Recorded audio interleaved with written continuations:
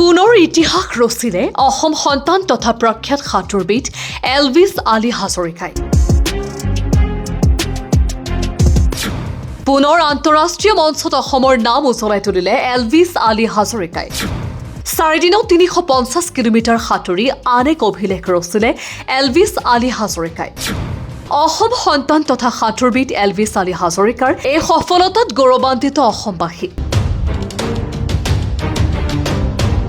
অসম সন্তান তথা ৰাষ্ট্ৰীয় প্ৰখ্যাত সাঁতোৰবিদ এলভিছ আলী হাজৰিকাৰ আন এক বৃহৎ সফলতা। মাত্ৰ 4 দিনত সাগৰত সাঁতুৰি 350 কিলোমিটাৰ দূৰত্ব অতিক্ৰম কৰিলে অসম সন্তান এলভিছ আলী হাজৰিকাই।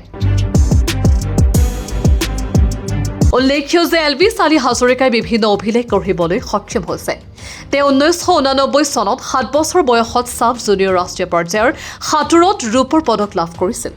1992 চনত চীনত অনুষ্ঠিত এছিয়া পেচিফিক আন্তঃৰাষ্ট্ৰীয় সাঁতোৰ প্ৰতিযোগিতাত সোণৰ পদক জয় কৰা প্ৰথম ভাৰতীয় পুৰুষ সাঁতোৰবিদ আছিল এলভিছ আলী হাজৰিকা।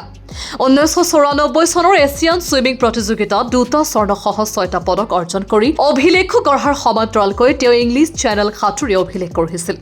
শেহতীয়াকৈ পুনৰ মাত্ৰ 4 দিনত 350 কিলোমিটাৰ সাঁতুৰি আন এক অভিলেখ গঢ়িছে অসম সন্তান তথা ৰাষ্ট্ৰীয় প্ৰখ্যাত সাঁতোৰবিদ এলভিছ আলী হাজৰিকাই।